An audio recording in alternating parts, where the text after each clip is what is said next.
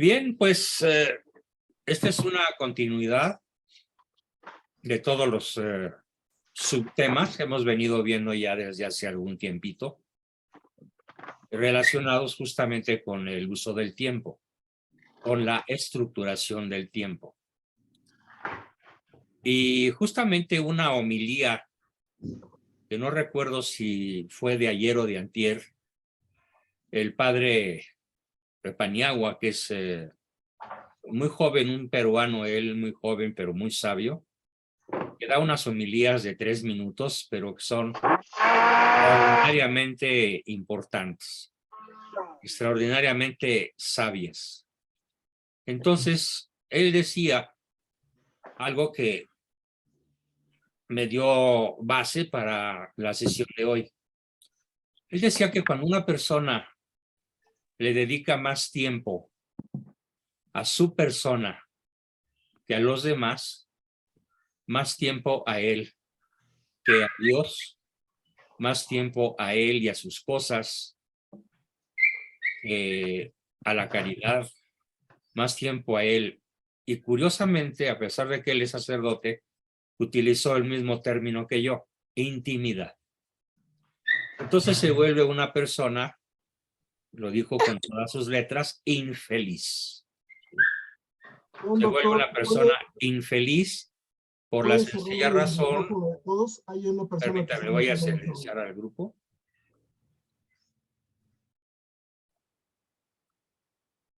¿Por qué se vuelve una persona infeliz? Y da razones de orden teológico, pero a mí me dio la idea de extender, de continuar, mejor dicho, no de extender, sino de continuar con nuestro tema de la intimidad, justamente refiriéndome a por qué es tan difícil, a pesar de que es tan magnífica, tan saludable, tan indispensable en nuestra vida, entrar en intimidad. Y finalmente concluí que, junto con el padre Paniagua, esa persona a la que diariamente le escucho su homilía, ¿cuál es la verdadera raíz que hace que la gente sea finalmente infeliz? Y bueno, muchas personas en diferentes ámbitos de la vida nacional, de la vida política o de la geopolítica, o de los problemas de una empresa, o de los problemas de una familia o de un matrimonio, hablan de encontrar o buscar, si no encontrar, cuando menos buscar la causa raíz. Y puede ser que sucedan, que transcurran años y desdichados días sin encontrar la causa raíz de aquello que los hace infelices. O como dice el padre, desdichados. La conclusión de estas homilías y la conclusión que yo tengo, me sorprendí cuando la encontré, porque no me acordaba yo haber sido tan explícito en un capítulo de mi libro de Solo quien se siente amado puede ser educado, en donde me extiendo en un capítulo especial sobre los obstáculos para lograr la intimidad. Y aquí vienen entonces 3 líneas de confluencia.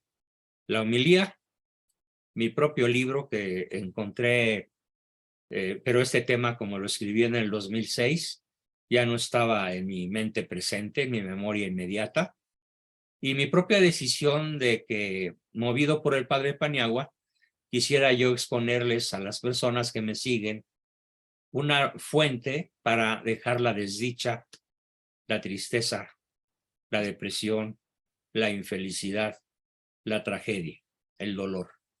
Y la causa raíz se llama de una manera muy chocante, muy, pero muy chocante para el mundo actual. Se llama pecado.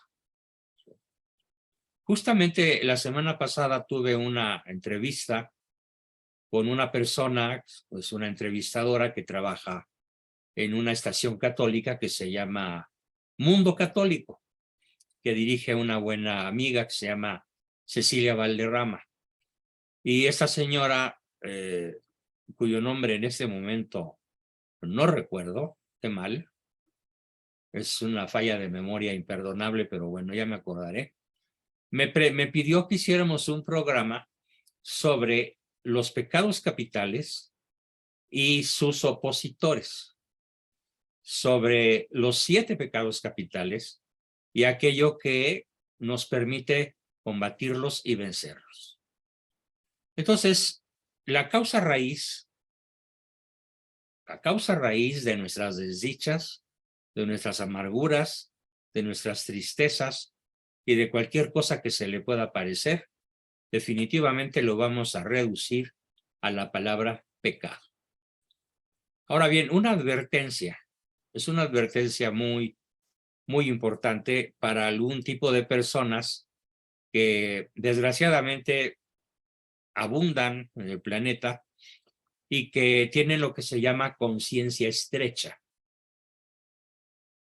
Necesariamente hay que distinguir que para que haya pecado se necesita 3 condiciones.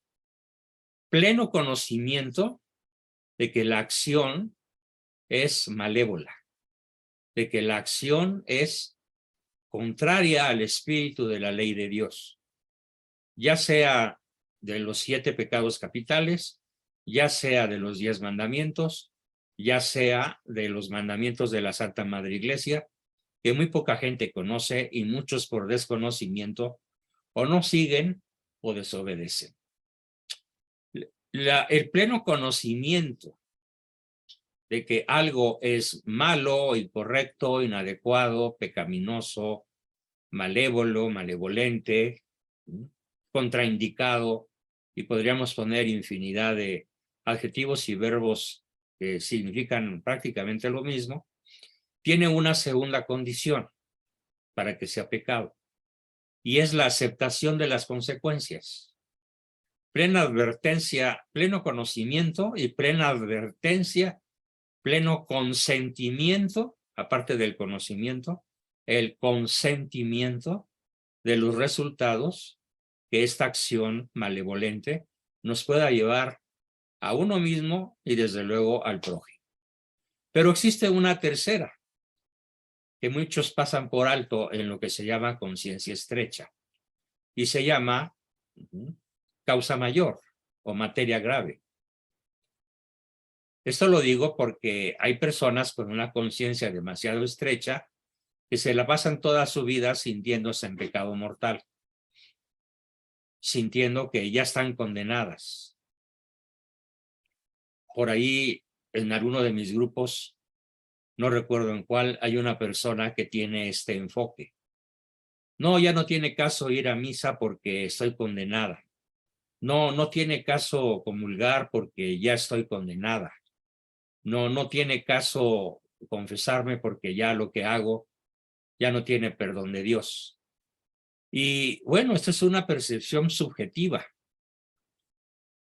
Yo estoy convencido, conozco a estas personas, estoy convencido de que no hay un pecado formal, porque no hay una intención malevolente. No se está haciendo algo cuyos resultados destructivos esta persona disfrute o acepte, al menos durante algún tiempo. No, no lo hay.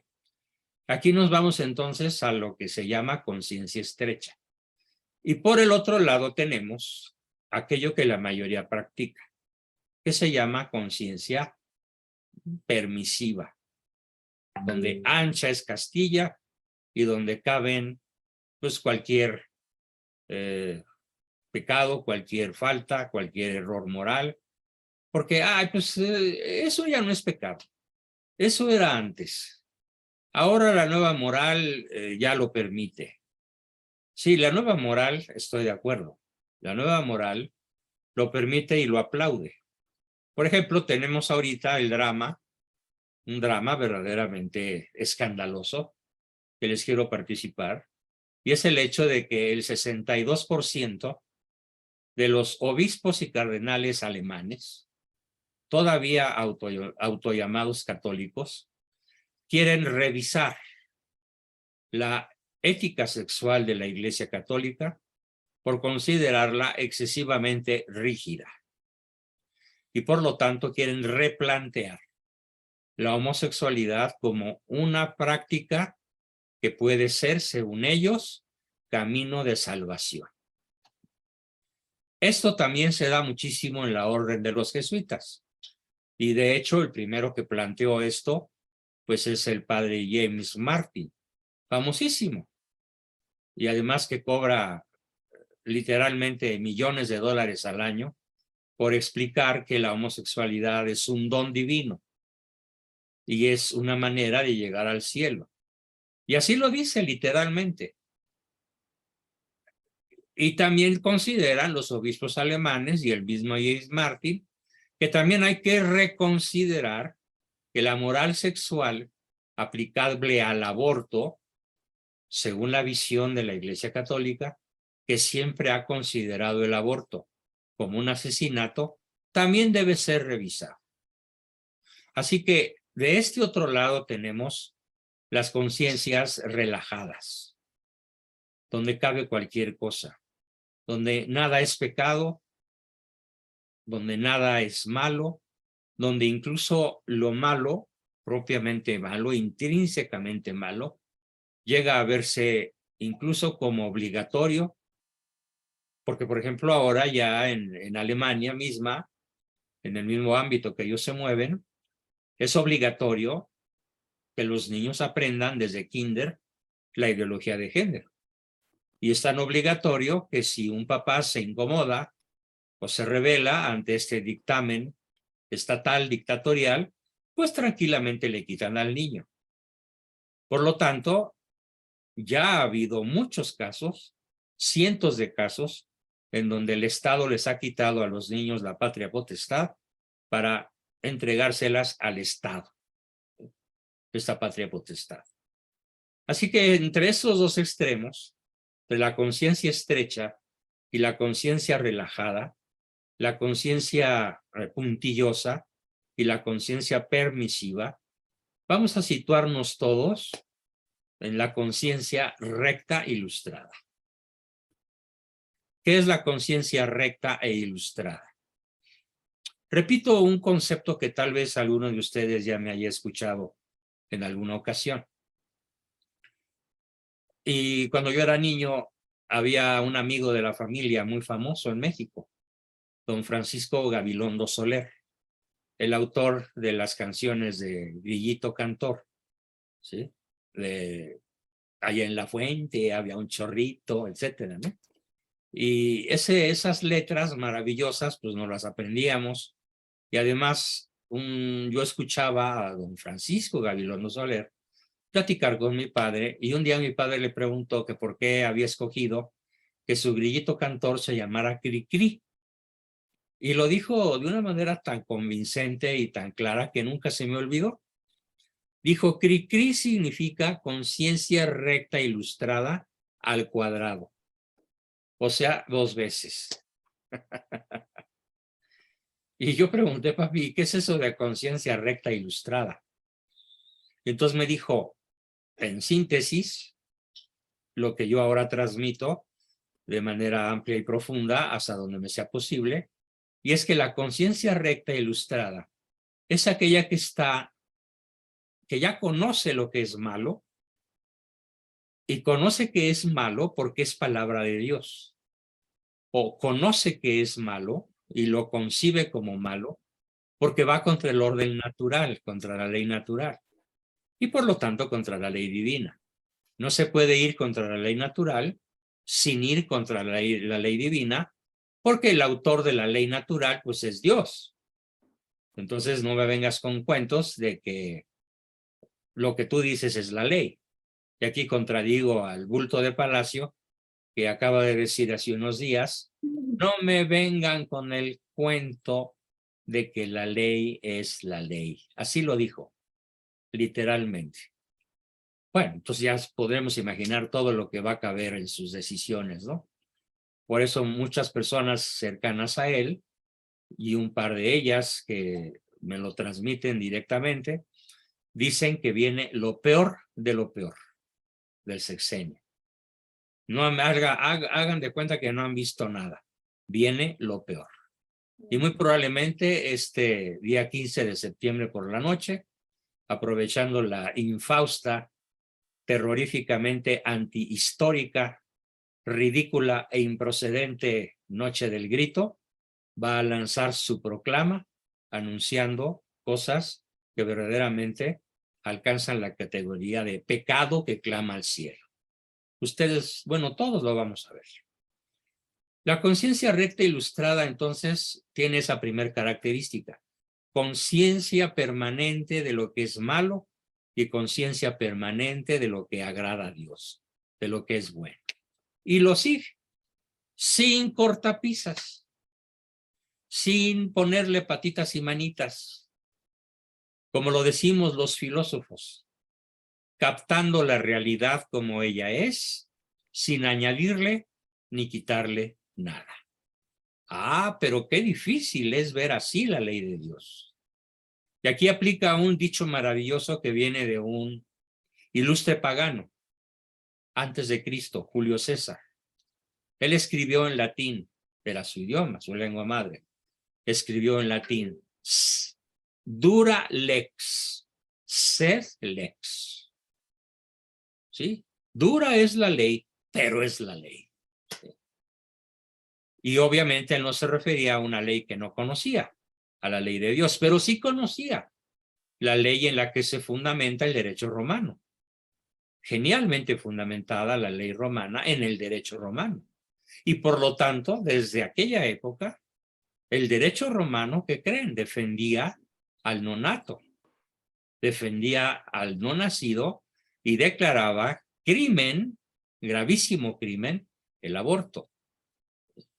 Y decían ellos, nasciturus, o sea, el que va a nacer, nasciturus pro natur habemus, que quería decir, al nacido, téngasele por al concebido, téngasele por nacido. Bien, esto es conciencia recta ilustrada. Pero además, como la persona que tiene una conciencia así, necesariamente se va a topar con circunstancias, con opiniones, con hechos, con declaraciones, con conceptos populares probablemente, con, ¿cómo dice? Se me escapa. Dichos y costumbres o leyes y costumbres, algo así. De Usos y costumbres. Usos y costumbres, gracias. La memoria me sigue fallando, ya, gracias. Se pule. A todos Usos nos y pasa. costumbres. Y entonces va a cuestionarse en la conciencia recta ilustrada. ¿Será bueno? ¿Será correcto que las mujeres oaxaqueñas vendan a sus hijas de 10 años para obtener dinero para sobrevivir? ¿Será bueno que las casen con un ricachón desde antes de la adolescencia para que este ricachón garantice la supervivencia de la familia? Y un habitante del lugar va a decir, así lo hemos hecho desde antes de la conquista.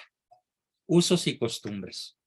Y aquí viene una de las cosas que más cuestiona la persona que tiene una conciencia recta e ilustrada. No por el hecho de que tenga milenios en usos y costumbres, queda elevada a la categoría de buena costumbre, de seguidora del derecho natural o de al menos no contradictoria al derecho divino. E ilustra su conciencia pasando por encima de los usos y costumbres para atenerse, en primer lugar, por lógica, a la ley natural, en segundo lugar, a la ley divina, en cualquiera de sus manifestaciones, y cuando ya se ve muy apretado, pues recurre a las encíclicas papales, que están llenas de sabiduría, pero que por desgracia, y esto es una queja mía que tengo en general contra muchísimas personas, no son leídas. Bueno, ni siquiera son conocidas, pero que son un criterio de ilustración de la conciencia que les recomiendo a todos, además de que pues, son gratuitas, están en la red y se pueden leer en una computadora con el tamaño de letra que se les pegue la gana. Para aquellos que se quejan de la letra chiquita, se bajan, se ponen en la pantalla y las puedes leer tan grandotas como quieras. Hablando de las encíclicas justamente referentes a la familia, que es algo que me interesa muchísimo, recomiendo sobre todo aquella que se llama Familiaris Consortio. Familiaris Consortio se escribe. Bájenla, léanla, estudienla, ilustren su conciencia. Y es así como llegamos entonces al momento en el cual vale la pena describir cada uno de los 7 pecados capitales y su contraparte. ¿Por qué? Porque son obstáculos actualmente muy poderosos contra la intimidad. Y si son obstáculos contra la intimidad, pues ¿qué creen? Son obstáculos contra el amor.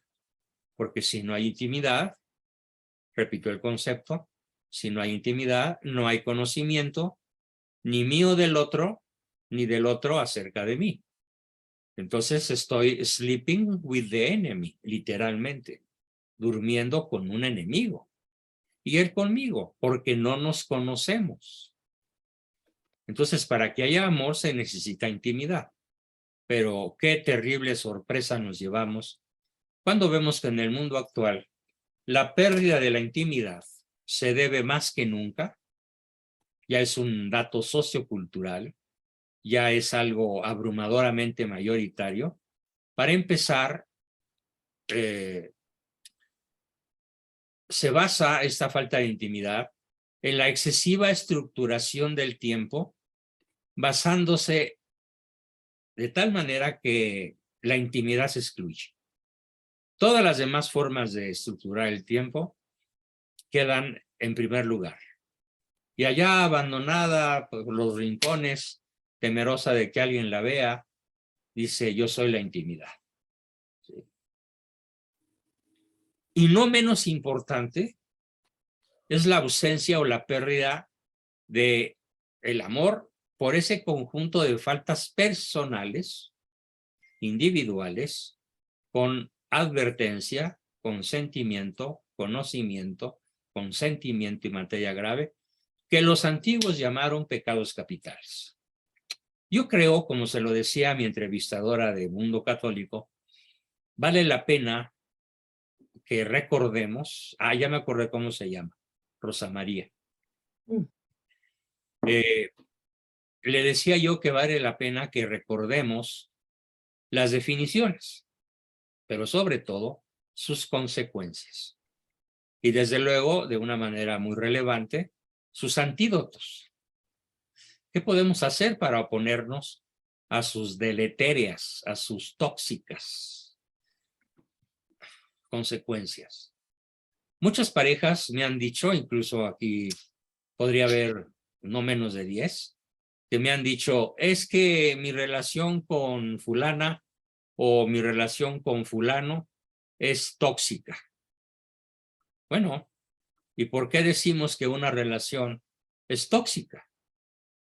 Porque necesariamente hay pecado. Si hay toxicidad en la mutua relación, es porque hay alguno de los 7 pecados, y en muchos casos, ¿qué creen?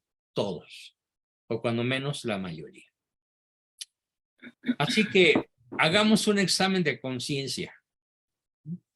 Ahora, a propósito, porque estos pecados capitales están a propósito olvidados de los manuales de salud mental y en toda la literatura psicológica. ¿Qué va a decir un terapeuta clásico de la actualidad ante una persona soberbia? ¿Qué le va a decir? Tú lo vales. Vive tu vida, solo vas a vivir una vez. No eres monedita de oro, pero eso eres lo único que tienes. Date los gustos que necesites. No tengas sentimientos de culpa de escoger tu beneficio antes que el beneficio de los demás. El terapeuta le va a decir, además ni te lo van a agradecer. Tienes que tener un gran amor por ti. pero no le ponen a este brioso caballo de la autoestima, no le ponen freno. Y entonces la autoestima deja de ser autoestima para convertirse en el primer gran pecado capital, la soberbia. La soberbia.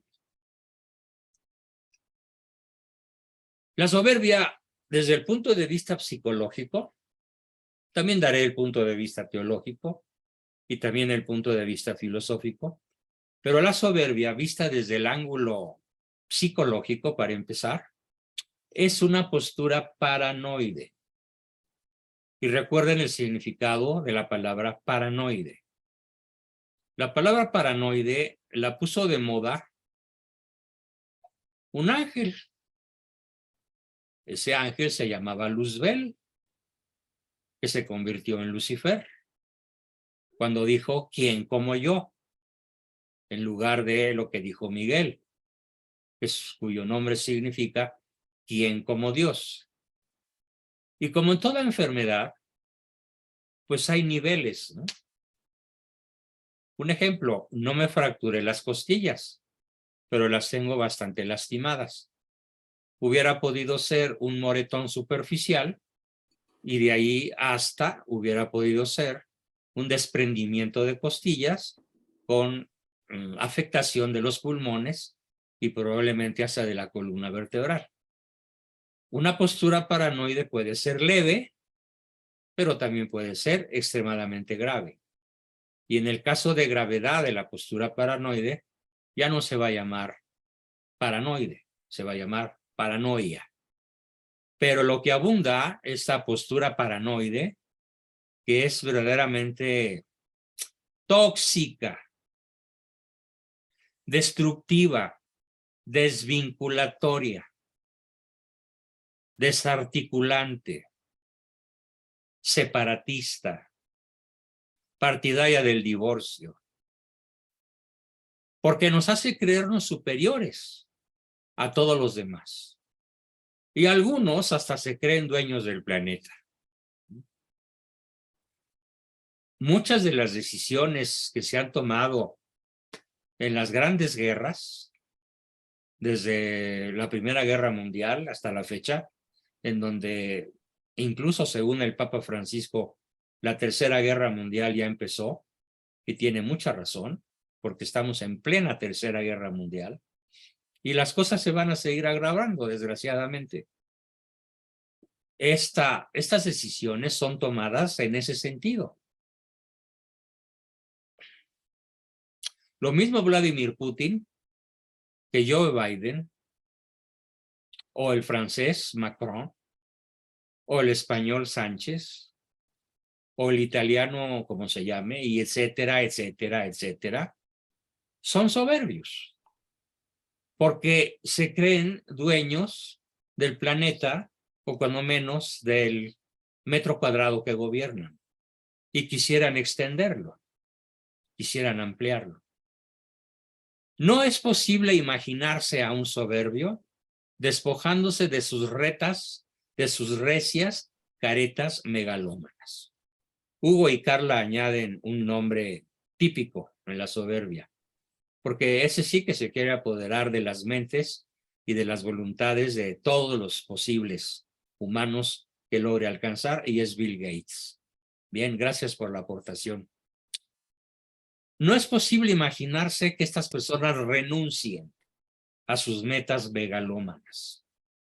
Pero vengámonos a nuestra dimensión doméstica y piensen, ¿quién de ustedes tiene esa práctica maravillosa de la conciencia recta, ilustrada, que se pasa la vida con la autocrítica acerca de sus propios actos y buscando la posibilidad de estar violando esa ley suprema, que es la ley de Dios, con sus decisiones, su forma de tratar a su esposa o a su marido o a sus propios hijos? Aquí debo decir algo que acabo de recordar y que debería haber dicho hace unos minutos. Después de 62 años casi, el 8 de diciembre cumpliré, gracias a Dios, y a la Virgen María, el 8 de diciembre cumpliré 62 años de práctica profesional.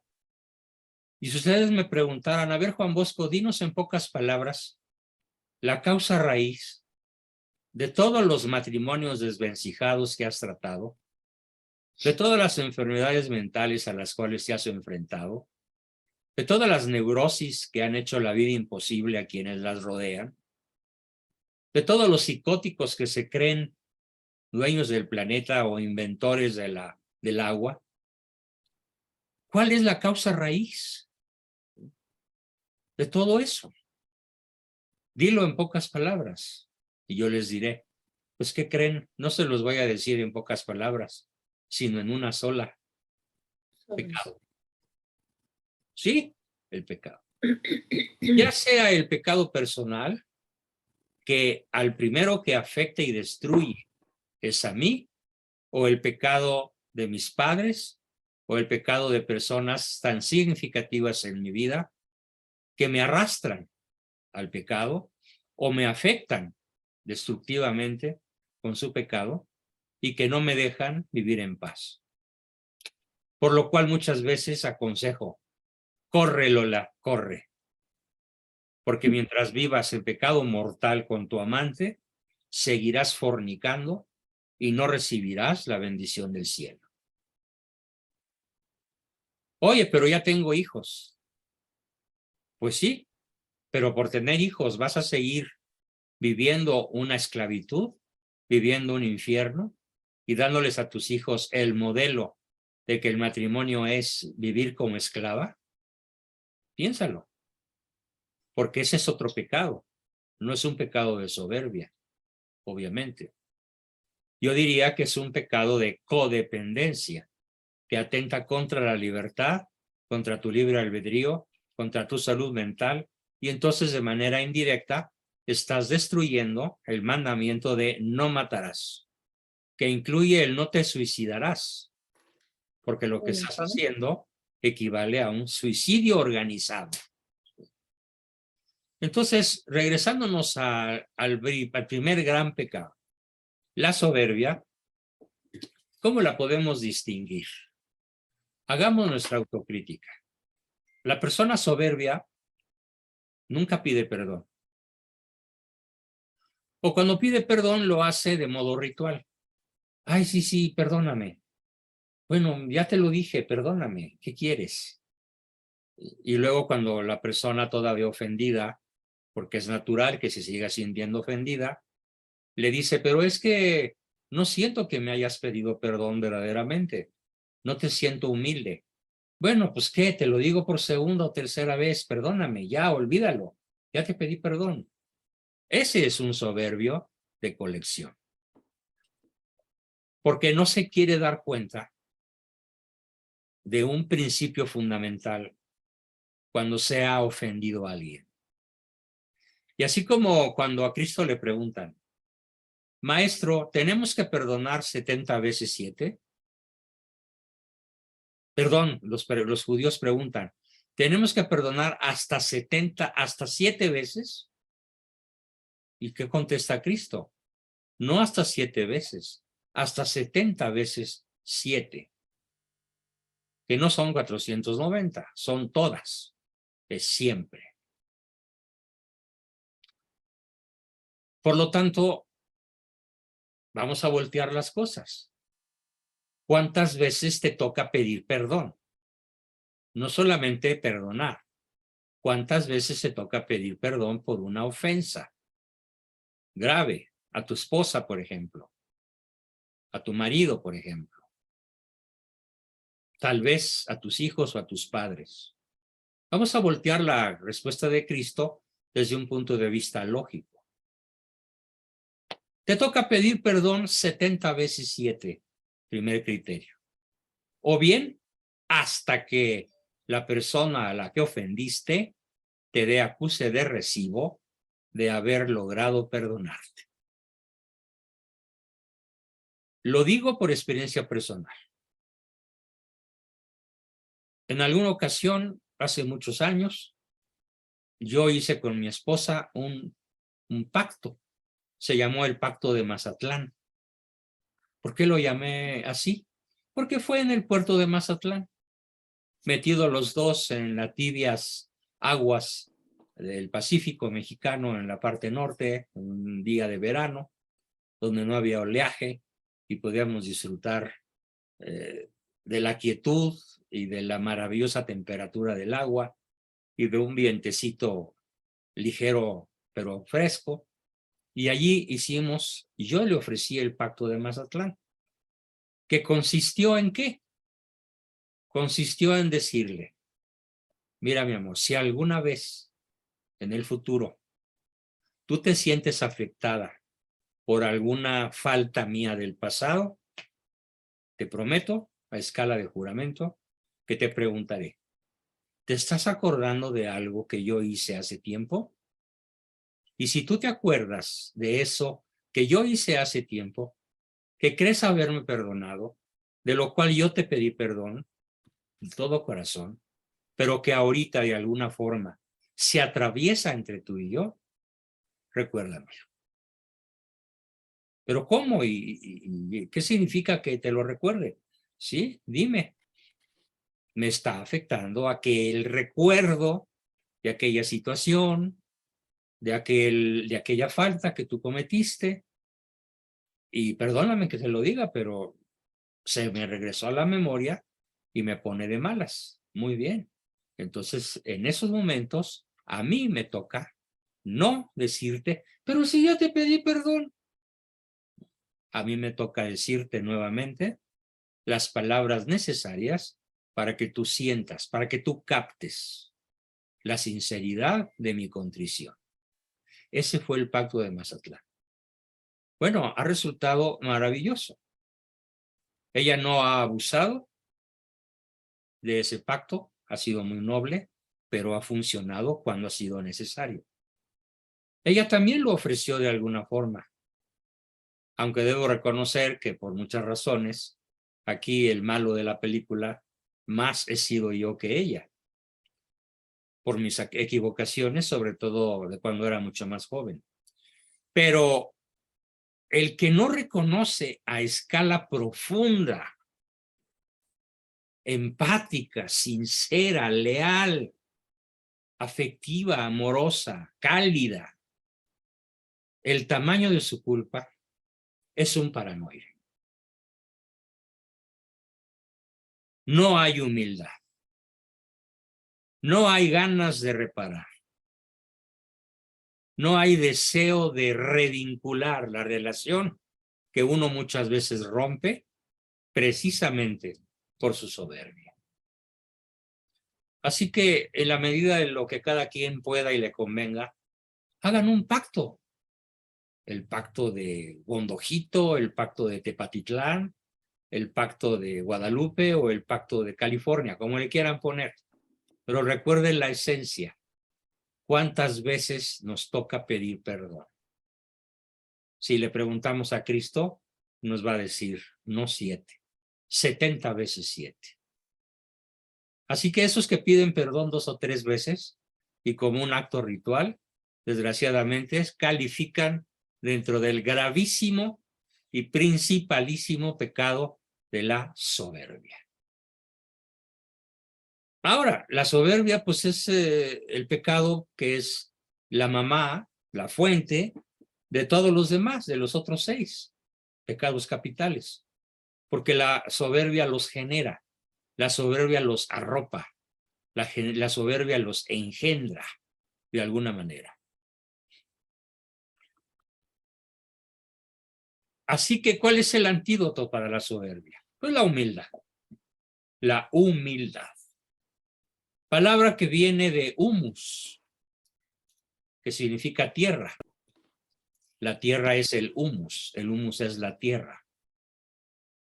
Y es tierra fértil, el humus es tierra fértil. Y de la palabra humus viene la palabra humildad, que nos recuerda que iquia pulvis eris et in pulvis reverteris, que polvo eres y en polvo te convertirás. Como nos lo dicen cuando allá por miércoles de ceniza nos ponen una cruz en la frente. Algunos sacerdotes dicen la fórmula en castellano, ¿está bien? Otros la dicen en latín, mejor, pero es lo mismo. Nos recuerda que de la tierra venimos y a la tierra hemos de volver corporalmente. Y que nuestro espíritu alcanzará la gloria principalísimamente si fuimos humildes. Si logramos combatir la paranoia, si logramos combatir la postura paranoide, si logramos pedir perdón, si logramos también obviamente perdonar, porque todo esto implica humildad. Se requiere también humildad para creer sinceramente que los demás valen de hecho tanto como yo, o más que yo, y no precisamente por parecerse a mí, sino justamente por todo lo contrario. Porque son distintos a mí y porque tienen talentos y cualidades de los cuales yo carezco. Por esa razón, una persona soberbia no sabe trabajar en equipo. Y por supuesto que tampoco sabe conducir equipos. Sabe tiranizarlos, como el bulto de Palacio, que es un tirano sacado de algún cuento de terror, que dejó a Kafka en calidad de cuentacuentos para niños de kinder inocentes. Y al escuchar esos cuentos, ¿sí?, los cuentistas tiernos y clásicos, pues no le quitan el sueño a nadie, pero este sí, porque parece una pesadilla sacada del infierno. Les voy a enviar un video que filma una persona de nombre Macario Schettino. Genial. Macario Schettino fue un apoyador, un aplaudidor del bulto de Palacio, y ahora lo describe de una manera tan profunda, con sus pecados de soberbia, que verdaderamente se van a chupar los dedos cuando lo escuchen. Se los voy a enviar, si no puedo hoy, seguramente mañana. Pero prométanme verlo, por favor, porque es una apología de todo aquel gobernante que no es soberbio. O sea, Macario está diciendo exactamente cómo tendría que ser un gobernante: humilde, servidor, capaz de rodearse de los mejores, superiores a él, y sobre todo capaz de recibir consejos, pero no solo de recibirlos, sino de pedirlos y ejecutarlos y darle el crédito a la persona que se los dio. Cosa exactamente que hace al revés el tirano que nos merecimos por ser un pueblo mayoritariamente de analfabetas. El soberbio, bueno, repito el concepto. ¿Por qué amo y acepto y aplaudo, emulo y sigo a los demás? Porque son distintos a mí y porque tienen cualidades de las cuales yo carezco. Alguna vez cuando alguno de mis hijos o mi esposa o alguno de mis hermanos me han dicho, ay, qué tonto soy. Digo, no, hermano, no, mi amor, no, mijito. Lo que pasa es que tienes talentos diferentes, tienes cualidades distintas. Esto te salió mal, pero mira cuántas veces y cuántas cosas te han salido bien. Cosas que incluso yo no puedo hacer y tú las haces mejor que yo. Hay que levantar la autoestima del otro, sin permitirle que llegue a la paranoia, por supuesto. Pero ¿quién tiene esa práctica de considerar a cada paso que cuando el otro hace cosas que yo no haría, cuando el otro sabe hacer cosas que yo no sé, cuando el otro es distinto a mí, ¿qué hace el soberbio? ¿Qué hace el paranoide? Lo descalifica y le dice, eres una tonta, un estúpido, o un cruce de panda con conejo, ¿no? No lo digo porque se oye muy feo. En vez de decirle, no, no eres tonto, es que hay otras cosas que haces muy bien. Fíjate cuáles son. Por lo tanto, el otro es en realidad una fuente de recursos, a la vez que yo puedo ser una fuente de recursos para él si no soy díscolo. Porque el soberbio es díscolo. Díscolo de lo que sabe, no solo de lo que tiene. El soberbio es avaro de su persona. Al soberbio no le gusta darse, ni dar ni caricias, ni tiempo, ni reconocimiento. Vean, por favor, la enorme facilidad con la cual de la boca del soberbio salen críticas, descalificaciones, burlas, sarcasmos, ironías, relación de tus errores, manifestación de su superioridad, manifestación de su prepotencia, manifestación de su autoridad. Como algunos papás por ahí que intentan educar a sus hijos diciéndoles, es que yo soy un viejo de 50 y tú eres un chamaco de 14. Yo sé más que tú de la vida. Como si a punta de golpes de soberbia los pudiesen educar. En la humilde aceptación de las cualidades y defectos propios y en la humilde aceptación de los talentos y virtudes, habilidades del otro, está el comienzo de la intimidad. Fíjense, este es un concepto fundamental. En la humilde aceptación de las cualidades y defectos propios y en la humilde aceptación de los talentos, habilidades y conocimientos del otro, está el comienzo de la intimidad. Porque solo en esa aceptación abandonamos las actitudes defensivas de tipo paranoide. Bien, este fue el primer pecado y su primer antídoto. Lo que acabo de decir. La humilde aceptación de las propias cualidades y talentos, pero también de las del otro. En un balance equilibrado por la virtud de la justicia. Y desde luego, correspondiente esta aceptación verbal, explícita, abierta, sincera, frecuente, reforzadora, de la posición yo estoy bien, tú estás bien, los dos estamos bien, tenemos nuestros defectos, pero vamos a asumirlos y a seguir adelante porque nos conocemos y nos amamos. ¿Y por qué nos amamos? Porque nos conocemos.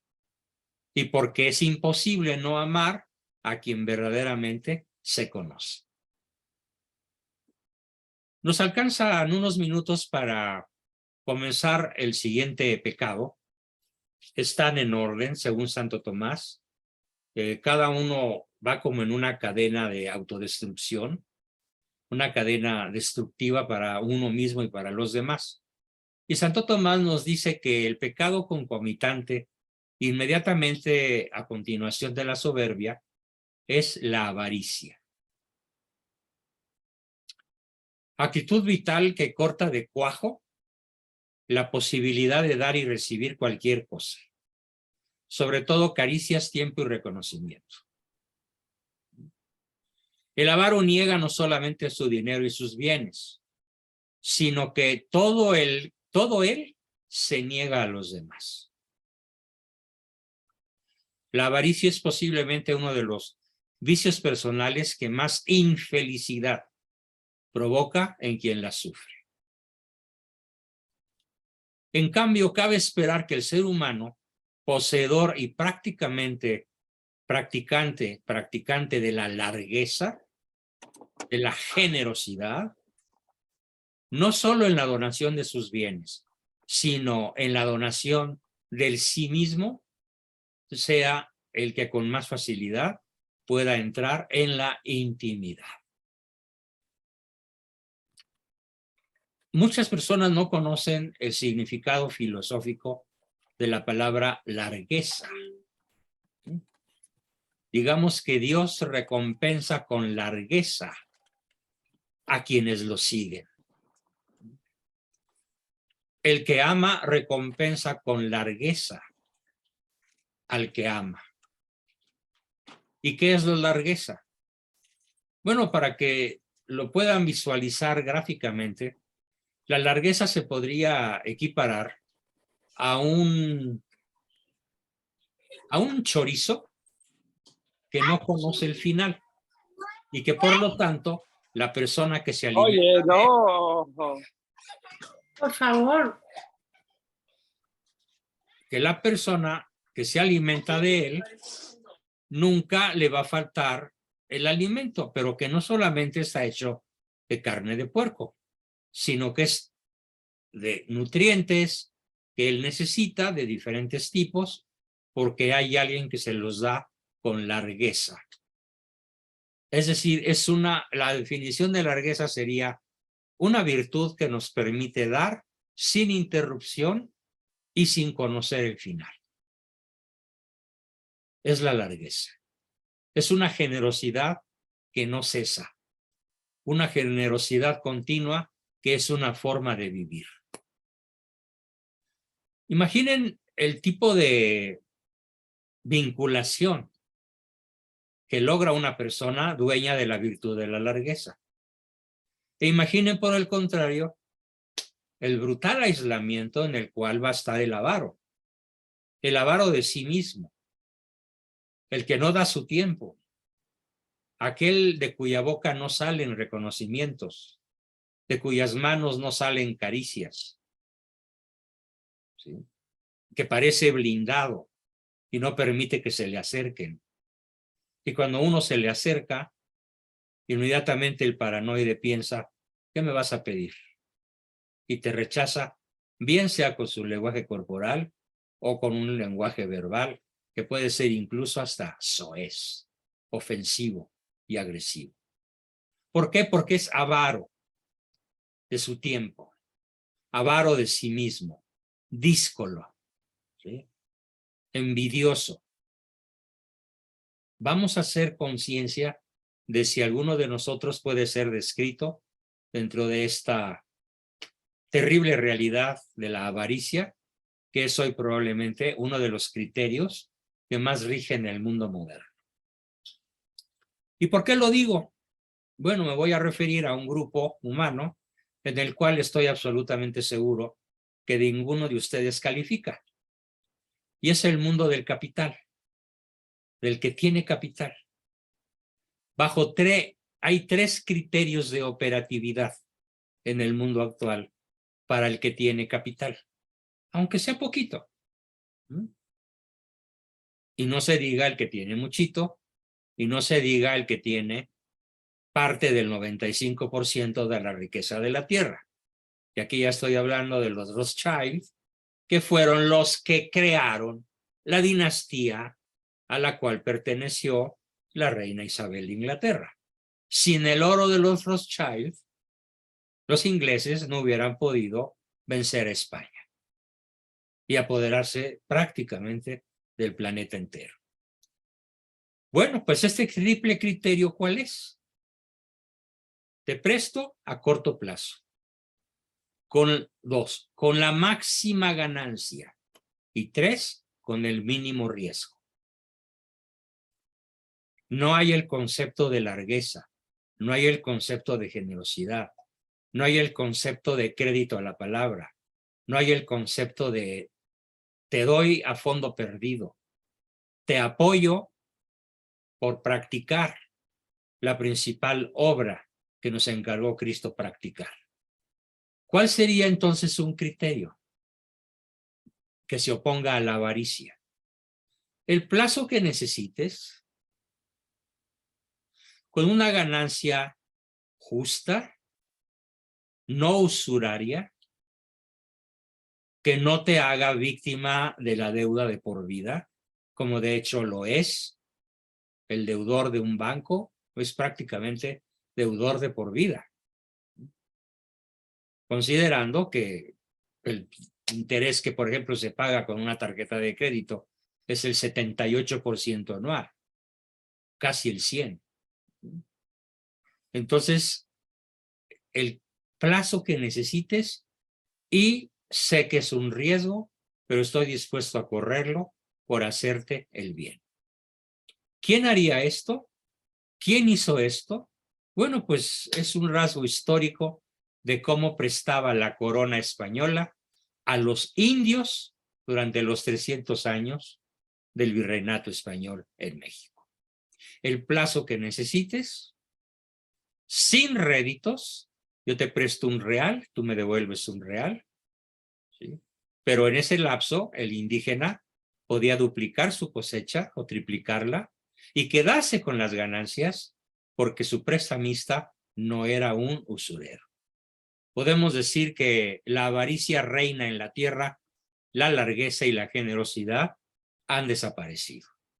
Cuando menos a escala individual o familiar, no nos hagamos cómplices de este pecado que clama al cielo.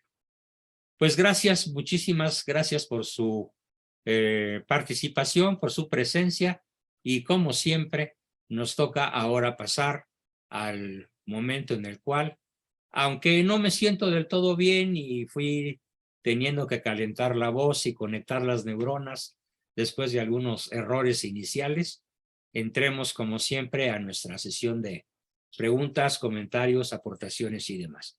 ¿Quién quiere comenzar? Adelante. Jesús Casas, tienes tu cuadrito en verde.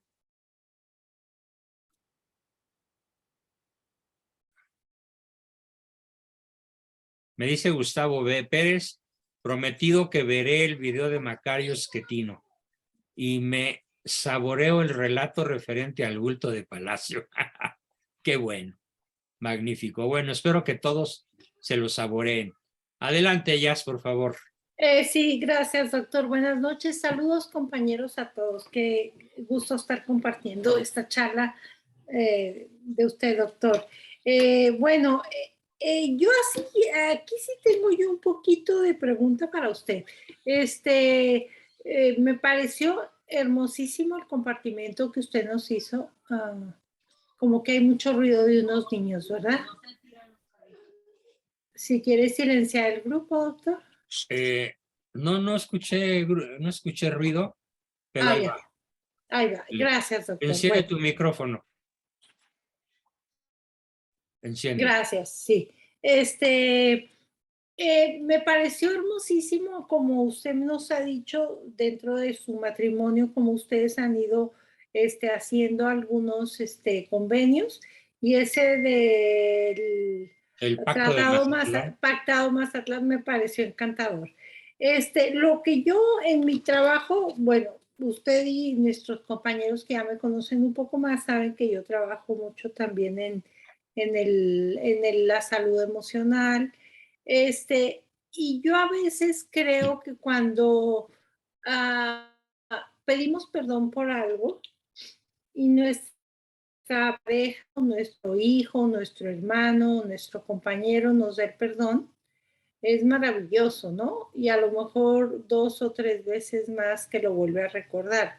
Pero en lo personal yo pienso, porque en un caso que tuve de una mujer que trabajaba, que sufría mucho porque su hijo estaba con malas conductas y él lo achacaba que ella no lo había atendido y cuidado, y ella le decía, es que yo tenía que trabajar y perdóname hijo, pero eso se volvió un vicio.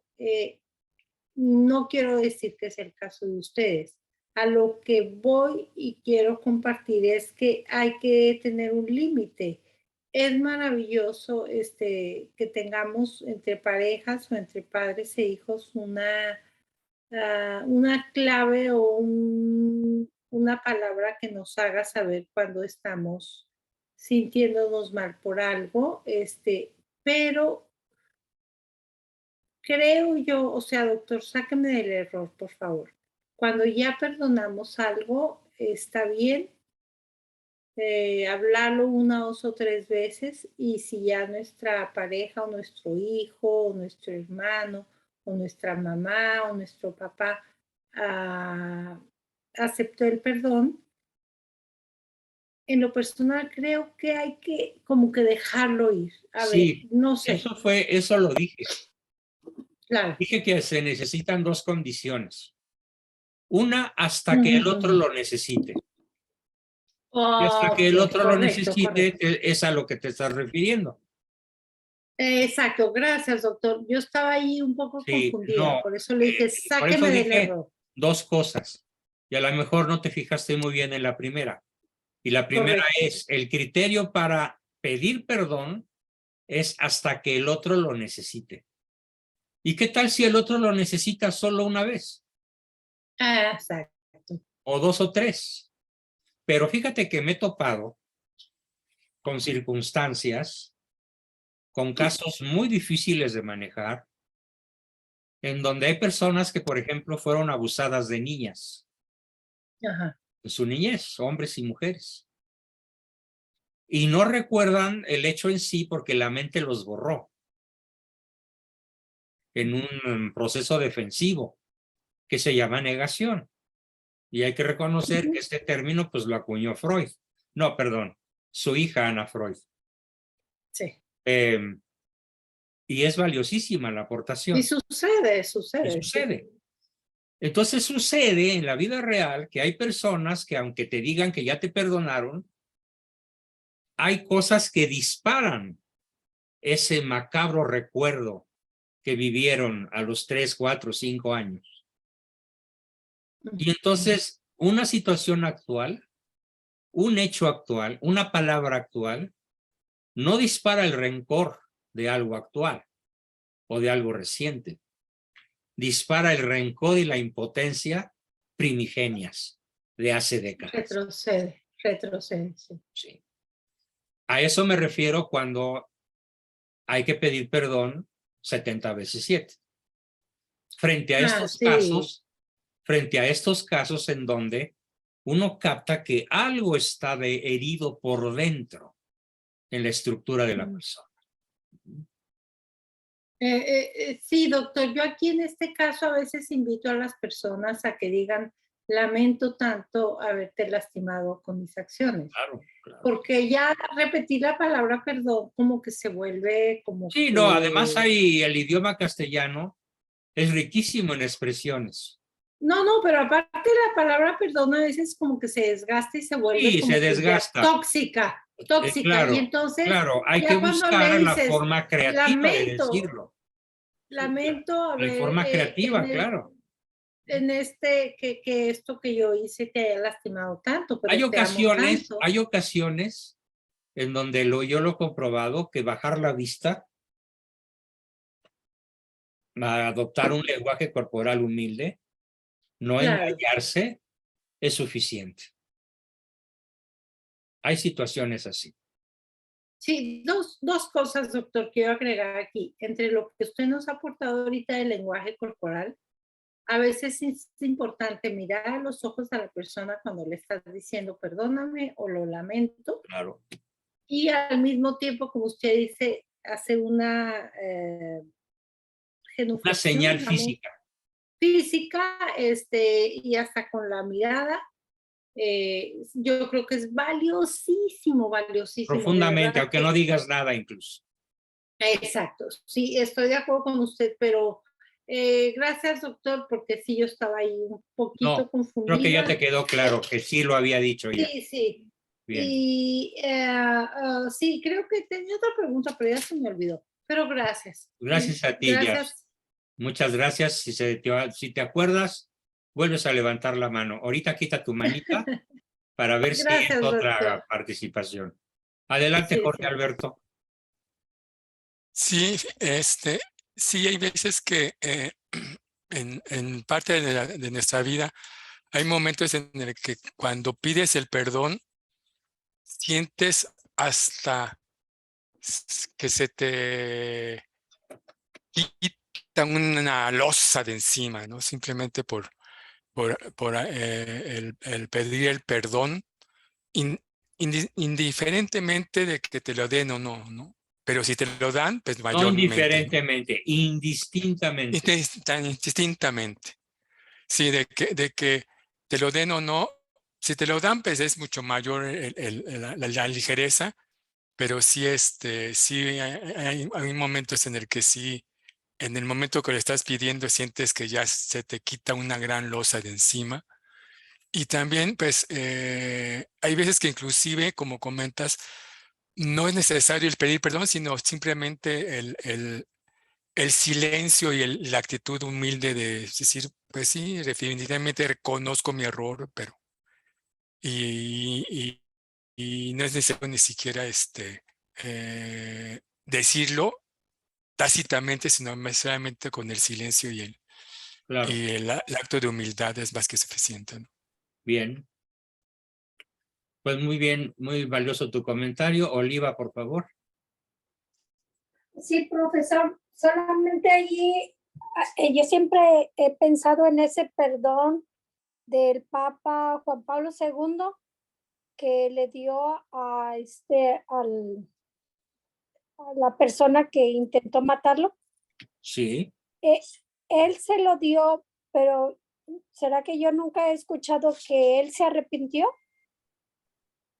Nunca se arrepintió. Al día Hasta acá, donde yo sé. no creo que se haya arrepentido. Al menos no de forma explícita. Claro, como en el caso de Si lo María hubiera Goretti, hecho, se hubiera sabido. Hubiera sido un estruendo de noticia. como en el caso de María Goretti, que Alejandro se convirtió y hizo la carta y todo eso, ¿verdad? Pero en el caso de este hombre, definitivamente hasta el día de hoy, ojalá que algún día se haga un estruendo, ojalá seguimos orando por eso, ¿verdad? Pero en estos casos de que el Papa fue agredido, que el Papa no, de hecho, él no debía de haber hecho pedido perdón, ¿verdad? Pero allí reflejaba la gran humildad e humanidad que él tenía para reconocer. No, es que la historia no es que el Papa fue a pedir perdón. El Papa fue a perdonar a Liasca. ¿Sí? No fue a pedir, fue a dar. ¿Sí? Claro. No sé cuáles hayan sido sus palabras, porque de hecho no se publicaron de forma literal. Claro. Y Ali Akka, como era un terrorista islámico, muy probablemente contratado por el nuevo orden mundial, porque vaya que Juan Pablo II llegó a ser una piedrototota, no que digas, no piedra en el zapato, llegó a ser una bola de hierro con cadena, como las que les ponían a los esclavos de las plantaciones de Virginia. Así llegó a ser ese papa para todos los poderosos de la tierra. Y aliado con otro que acaba de morir y que mis respetos. Y Dios guarde en su santa gloria a don Mikhail Gorbachev. Sí. Que fue el que extinguió en 3 años o un poquito más a uno de los peores imperios criminales que ha dado la Tierra y que es la Unión Soviética. Y gracias a él la Unión Soviética desapareció. ¿Sí? Y se evitó una guerra mundial. Tal vez ahorita andaríamos peleando a pedradas y no con misiles. Entonces, hay que entender la grandeza de San Juan Pablo II y la grandeza de un laico no católico, pero al menos dentro de lo que es la ley natural, con muchísimo sentido de lo que fue su deber para hacer la paz y terminar con la tiranía de la URSS. ¿Sí? Dios guarde en su santa gloria a don Mikhail Gorbachev. Ahí sí valen la pena nuestras oraciones.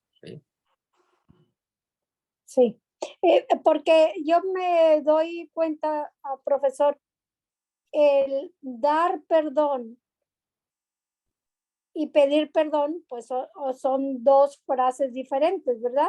Son dos acciones diferentes. Acciones diferentes. Entonces, como con los cristeros, mirándole a los ojos a sus asesinos, les decía, yo te perdono. No solo, Anacleto le dice al capitán, ay, se me escapa ahorita su nombre, su apellido, le dice al capitán, ¿perdón? No, ahorita te digo, Ferreira, el capitán Ferreira. Es el jefe de los soldados, del piquete de soldados que va a fusilar a Anacleto González Flores. Y Anacleto le dice, mira, general, soy abogado y una vez que cruce la línea al cielo, seré tu abogado ante Cristo para que no te condene por tus pecados. Yo te bendigo. Y muere. Eso es de una grandeza, yo diría que infinita, y que merece obviamente el nombramiento que San Juan Pablo II le da de beato, que es la antesala de la, pues ya de ser declarado santo, ¿no? Le falta un pequeño grado que yo espero que con el paso del tiempo se realice. Pero hay que entender qué es lo que realmente le dice Anacleto al general Ferreira. Ujú. Obviamente es un acto de humildad. Ahora sí que perdónenme el retruécano literario, es un acto de humildad soberbio. Ojalá lleguemos ahí a Espectacular. unas puntitas. ¿Sí? Muy Sí, bien. sí, sí. Ok, gracias, Oliva. ¿Quién más quiere participar? A ver, anímense, anímense. Yo, doctor. Marisela. Marisela. Pues Adelante, fíjate Marisela. que me abrió los ojos a cosas que yo no había descubierto en mí. Creo que la soberbia me los tenía así como tapados. Como guardadito. Y sí, Como y metida debajo del colchón. exactamente, como que no, como usted dijo, con esa conciencia de que no pasa nada, es mi orgullo, es mi ego. Y sí lo admito que varios sacerdotes me han dicho, pues es que solamente te estás defendiendo, cosas así. Pero, y creo que es una también falsa humildad que a veces uno pretende hacer, pero creo que es una soberbia disfrazada. Y es algo de lo que en esta clase me cayó como pedrada. Bueno, pues qué gusto me da verdaderamente, Marisela. Dice el aplauso de Ricardo. Yo también te aplaudo. Muy merecido. Sí, Y de bueno, verdad yo que sí. espero que a ver, voy a silenciar un ruido muy feo que se oye por ahí. No sé de dónde provenga, pero ya quedó. Prende tu micrófono, Marisela. ¿En qué momento Listo. te cae el 20 de lo que yo digo? ¿Cuál es la frase que te llegó? Pues yo creo que en la descripción de la soberbia, es que bueno, dijo tantas cosas que ahorita que lo veo así a la luz de todos los problemas o cosas que he tenido con mi esposo, o sea, no toda la culpa es de él, yo también he tenido ahí mi parte. De soberbia, Por eso le digo. Exactamente. Y es así, o el estarme haciéndome la víctima con él de cosas que no tienen mucha relevancia, pero como yo quiero que se comporte como yo quiero, pues obviamente él tiene ya su forma de ser y a lo mejor yo estoy tratando de cambiar eso. Muy bien. Pues habla con él hoy mismo. Sí. Si es físicamente posible y si es prudente, habla con él, dile de qué te diste cuenta, qué asumes.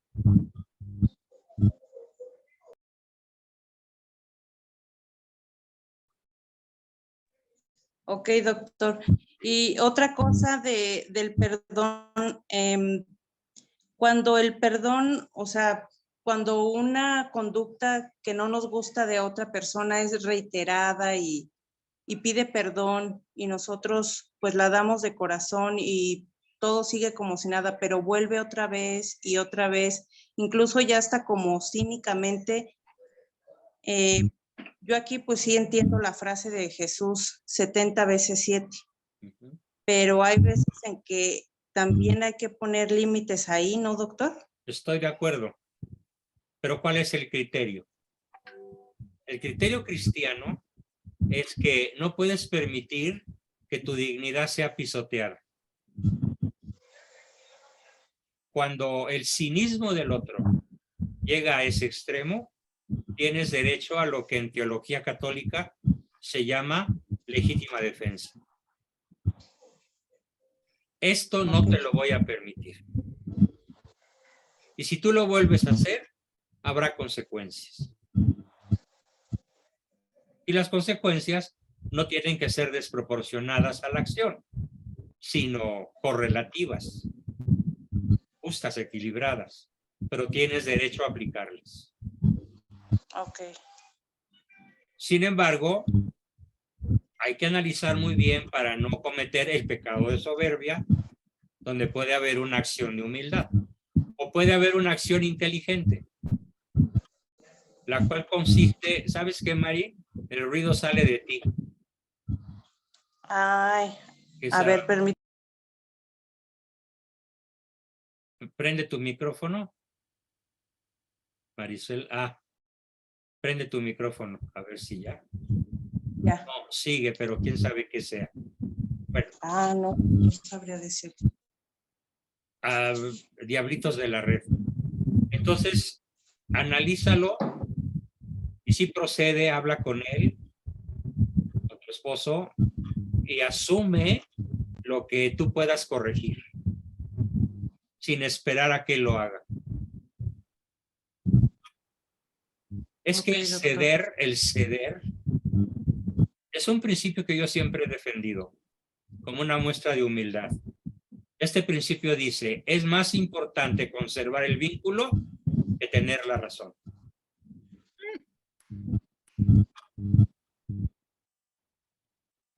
Es muy fuerte este enunciado, pero para aplicarlo se necesita humildad.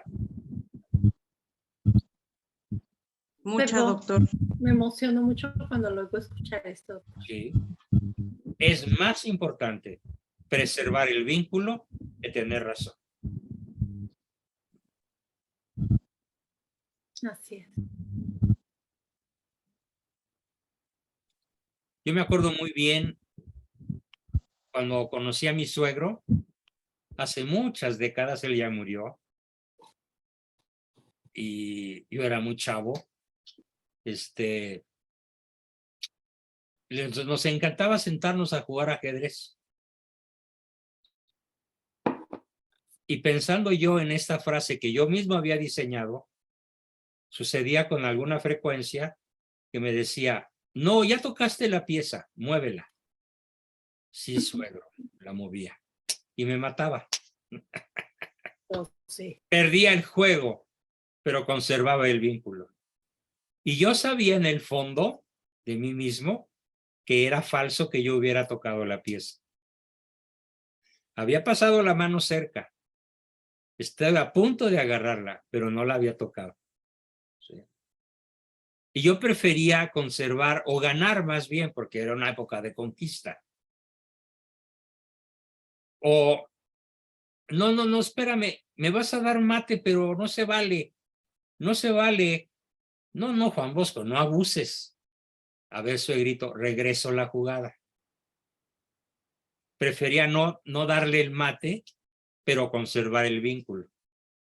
Y podría contarte infinidad de anécdotas con muchas personas, hasta con mi esposa, en donde prefiero ceder, aunque tenga la razón, para conservar el vínculo afectivo.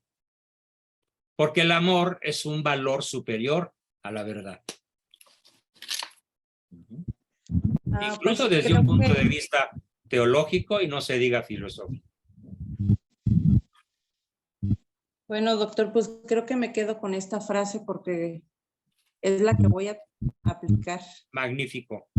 Qué alegría me da que en un trancazo, en una sola sesión, hayas captado algo que puede revolucionar tu vida para bien. Sí. Súper. Exactamente. Muy bien. Muchas gracias. Gracias, Mari. Buenas. Tenemos a Ricardo. Adelante, Richard. ¿No estaba primero Oliva? No, estabas, Oliva ya pasó. Ah, bueno. Estás muy lejos, se oye muy mal tu voz. A ver, ahí se escucha mejor. Ahí estás bien. Ah, bueno, nada más me acerqué a la computadora. 1. Ha habido muestras de arrepentimiento por parte de Aliaca. Ahí ya lo puse en el chat. Ah, sí. Un ejemplo. Sí, puse en el chat Oh, un sí, ejemplo. qué bueno. Qué bueno. Este, No, yo no sí, lo sabía. Gracias por ilustrarnos. Yo tampoco sabía eso. sí, y de hecho inclusive llegó a haber el rumor de que se había convertido al catolicismo, pero todavía no está confirmado. Dicen que no, que sí. Parece ser que está en proceso, pero todavía no hay nada seguro. Ese es el primer punto. El segundo, ahí les puse también el ejemplo de un doctor español que a mí me impactó cuando lo leí, el testimonio. Durante la Guerra Civil Española fue asesinado por los rojos y era tal su disposición a la bondad que poco antes de ser asesinado curó a uno de los que lo iban a asesinar porque así había herido la pierna al bajar del camión en donde los estaban llevando. O sea, y sabía que lo iban a asesinar, o sea, estaba perfectamente consciente. Entonces, digo, yo siento que hay que prepararnos porque todo lo que estoy viendo aquí en México no veo buen camino de todo lo que está sucediendo en México. Y un detalle más, ahí usted me acaba de dar en la puntilla con esto de sacrificar el estar en la verdad, de estar correcto por el bien de la relación, porque sí, yo lo reconozco, yo sí sufro de ese error de, si yo siento que estoy en la verdad, lo tengo que demostrar, No, güey. caiga quien caiga. Vas a tener muchos choques. Estoy tratando de corregirlo, sobre todo quedándome callado ahorita, todavía no puedo Bueno, ahí decir. estás muy en lo correcto. Tengo una amiga que escribió en el chat. Dice, el silencio es el tributo que la inteligencia le rinde a la necedad. Buenísimo. Ok. El silencio es el tributo que la inteligencia le rinde a la necedad. Traducción, ante un necio, quédate callado. Sí, entonces Es un ya acto inteligente. Bueno, por ahí se empieza. Sí. Y evitas muchas pérdidas, muchos choques y muchas discusiones que no conducen sino a lo que decía yo al principio, a la amargura, a la tristeza, a la soledad finalmente, o a la ruptura de alguna relación muy valiosa. Sí. Entonces, sí lo reconozco, ese es un defecto y me cuesta, no sabe usted, el quedarme callado. Mira, Casi si me yo tengo que pude correr. hacerlo, lo que más criticaba mi mamá de mi persona es, tú nunca sabes ceder, tú nunca te quedas callado. ¿Sí? Si yo pude cambiar, claro, con los catorrazos que da la vida, pues espérate a que, no, yo espero que no te los dé la vida y que todavía estés a tiempo de aprender esto que hoy hemos planteado, ¿no? Estoy en proceso de, no digo que lo haya aprendido, Muy no, bien, muy bien. pero estoy en proceso de. Pero recuerda A veces- aquella canción de caminante no hay camino, se hace camino al andar. Hay veces en que sí pierdo el camino y me sale mi yo discutidor, en donde inclusive hasta presenta cifras, datos, no sé qué, no sé cuánto, y la otra persona así, sí. Pero ya digamos que ya estoy empezando a aprender cuándo vale la pena defender una idea y cuándo vale la pena defender el silencio. Bueno, ante un necio, nunca discutas, pero tampoco le digas que es necio. A veces Con es su muy pan se divertido lo coma. decirlo sin que se den cuenta. Dejarlo No, ir. bueno, pero ese es un sadismo muy paranoide. pero a veces es rico, a veces Ah, lo no, sí, reconozco. oye, dime qué cosa que sea pecado no es deliciosa. ¡Ey, doctor! Dios mío, usted dio en el golpe. Exacto. A ver, todo lo que me gusta o hace daño o es pecado. Sabroso. Es el criterio del hedonismo. Ay, ay, ay. No niego, no lo niego. Ricardo, besitos. Mira, una Voy a pequeña tener- anécdota, una pequeña anécdota. En una ocasión una persona me dijo, oye, yo quiero que tengas un debate con mi marido protestante. Yo soy católica. Y le dije, sí, cómo no. Y armamos una discusión de 3 o 4 veces que no culminó más que en que casi él me mienta la madre. Así, literal. Y luego el padre, al que yo le consulto ciertas cosas cuando me voy a confesar, un padre muy joven, español él, pero muy inteligente. Padre, ¿por qué no habré podido convencerlo si le di argumentos demoledores? Y me contestó de una manera que me dejó patidifuso. Me dice, porque lo que intentaste no fue su bien, sino ganarle la discusión. Oh, Dios mío. Ese fue tu error. Y lo tuve que reconocer, porque incluso yo le decía a la esposa, es que va a ser muy divertido ver qué me dice tu marido cuando le plantee los hechos. Y yo me frotaba las manos y le voy a dar como el changuito aquel, ¿no? Le voy a dar en la madre a León. Ay, Dios mío. La siguiente vez le dije, hermano, no intento ganarte una discusión. No me voy a divertir con tu supuesta ignorancia y mi supuesta sabiduría. Te quiero invitar a que leas el libro de ¿Por qué soy católico y pienso seguirlo siendo? El final de la historia es que ya se bautizó. ¿Cómo dijo que se llama el libro? El libro se llama, yo lo tengo, yo lo tengo y lo puedo distribuir de forma gratuita al que me lo pida. El libro se llama ¿Por qué soy católico y por qué pienso seguirlo siendo? Formidable libro. Lo voy a solicitar ahora. ¿Correcto? Mándame un WhatsApp y Va. te lo mando. Va. Está en formato PDF, incluso lo puedes imprimir si quieres. Con eso me basta. Mm. Pero Bueno. híjoles, me quita una de mis diversiones, no se vale eso. No Claro que vale. se vale. Se vale que los psicólogos católicos nos dediquemos a quitarles a nuestros pacientes la cola que ya se metieron en la boca. Híjole. Sabe muy rico, No se vale. sabe muy rico, pero si te la sigues comiendo, puedes clavar las fauces en un órgano vital. Ya, correcto. Así que con todo y el desgarramiento que se supone, sácate la colita de la boca y busca otro alimento que no sea letal. Tal vez sepa menos sabroso, pero cuando menos no te quita la vida ni la salud. Bueno, Muy está bien. bien. Sale. Manuel Aguilar, adelante.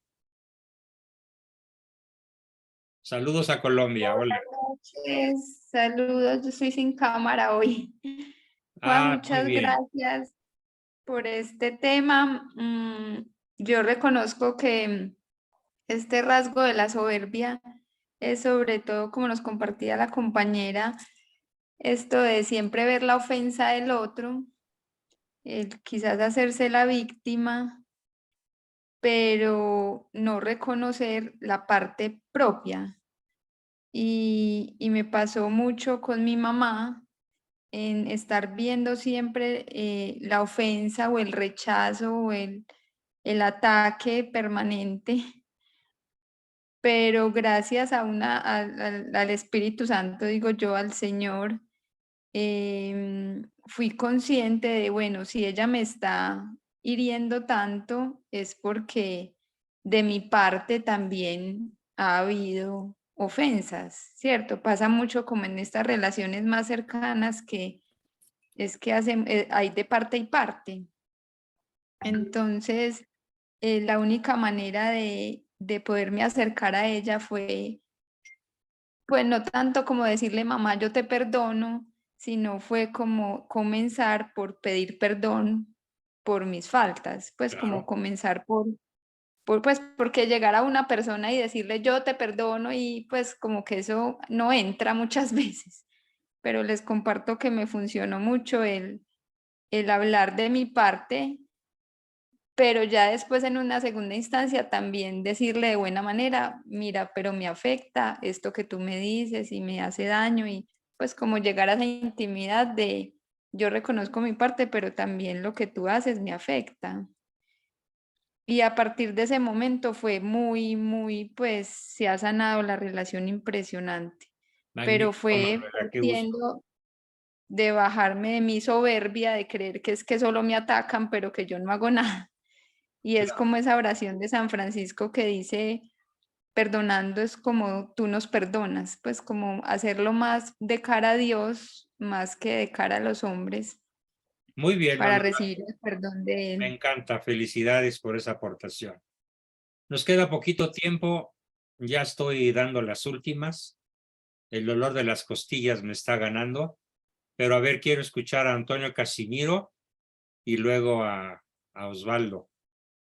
¿Qué pasó, Antonio? Hola. Prende tu micrófono. No se oye nada, lo tienes apagado. Ya, Buenas noches, ¿ya me escucha? ya te escucho. Me encantó el tema de hoy, me gustó mucho y nada más quería complementar un poquito con lo de la enseñanza de los padres de la iglesia, que hablan que todos tenemos una pasión dominante dentro de lo que es el pecado y que una vez que identificamos esa pasión que cada uno tiene, que puede ser cualquiera de los pecados capitales, empezar a trabajar en ella, porque cuando empezamos, reconocemos primero cuál es nuestra pasión dominante, lo que nos tiene como pecado atados. Si empezamos a trabajar en ese pecado que es el más grande, que va a ser más fácil ir trabajando en los demás. Y que Claro. gracias a eso, pues obviamente, pues los santos por eso son santos, ¿verdad? De que por eso ellos identificaron cuáles son sus pasiones y empezaron a trabajar en ellas. Entonces, es nada más complementando un poquito sobre el tema de pecado. Excelente aportación, Antonio, muy bien. Muchas gracias y terminamos con Moto G Power. Doctor, pues a mí, pues prácticamente me pasa igual que a Ricardo. Yo a veces, bueno, casi siempre, por decirlo, tengo argumento basado a la verdad. Y la persona en su ignorancia, pues yo, pues lo bombardeo. Y eso es lo que hago. Pero ahora veo que eso me ha acarreado muchos problemas. Y también algo que, por ejemplo, en un compartir con la familia, que yo no soy, digamos, estar ahí con algunos amistades o la familia de que están en una fiesta y están emborrachándose. Y ya cuando la botella ya pasó el límite, pues me empiezo a retirar y luego hacen comentarios que yo soy el exagerado, el que critico, el que juzgo. ¿Qué me puede decir sobre eso? No, pues retírate sin juzgar y sin criticar, pero tienes derecho a irte. No, yo no hago eso. Cortésmente. Lo cortés no quita lo valiente. Lo que le digo que yo no critico, simplemente me retiro. Eso es lo No por eso, pero te critican por irte. Porque luego hablan de que yo de todo me admiro, de todo. No, pues Que para mí déjalos que, como dice Sancho Panza y el Quijote, ladran Sancho, caminamos. La crítica del mundo es inevitable. Los perros ladran, tú camina a donde tengas que ir. No hagas caso. No vale la pena ni que los oigas. Además, sería Sí. un poco tonto esperar que la gente común reaccione bien. Acuérdate lo que dice Cristo, el mundo os va a perseguir, el mundo os va a odiar.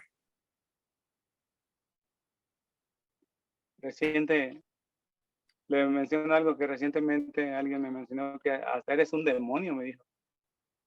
Entonces, el demonio te acusa de demonio porque el demonio es él.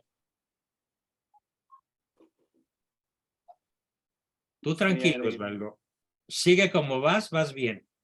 No cedas, no te rindas. Equilibrio. No te dejes vencer por el mundo. Muy bien, mis Gracias. queridísimos amigos, pues nos vemos el miércoles para los que quieran repetir o participar en las discusiones de ese día. Como ya saben, la sesión se repite. Algunos tienen el buen sentido de querer volver a escucharla porque son conceptos muy densos que más que escuchar hay que llevar a la práctica. Pues muy buenas noches a todos. Espero escuchar sus despedidas. Ricardo, se me pasó preguntarte, esos versos que publicaste son de Amado Nervo, ¿verdad? No, son de una canción Sí. viejísima de 1920, pero que me encanta. ¿Pero de Me quién encanta es? ¿Quién es el autor? No me acuerdo. El detalle es que me encanta esa canción porque la puedo cantar a Dios. Y es una canción de amor humano muy limpia. Sí, Muy sí. bonita, La muy canto bonita. yo a Dios. Perdón, vida de mi vida. Vida, perdón, Perdón cielos si te- en algo te he fallado. Oh my God. Perdón, Buenísima. cariñito amado, ángel adorado, dame tu perdón. Pensé esa que era se de la Amado canto. Nervo. Pero bueno, a ver si No sé si localizas sea de- el autor, ¿no? Sí, pero Y nos esta lo se la canto. compartes. Sí, se la canto yo a Dios a cada rato. Oye, Porque me siento así. Pero qué bueno. bien. Gracias, Ricardo. Muy bien, nos Sí. despedimos con un magnífico sabor de boca. Mm. Espero escuchar sus Es Daniel despedidas. Santos, creo. Muy buenas noches. Ahí alguien Hasta dijo. el Buenas noches, Juan Buenas Bosco. noches, doctor. Que se Y sienta estás en bien. nuestras oraciones para tu Buenas noches. Hasta luego, gracias. Gracias. rápida Buenas noches, Saludos, recuperación. gracias. amigos. Buenas noches, Bendiciones. buenas Dios nos noches. cuide. Gracias, nos doctor. proteja.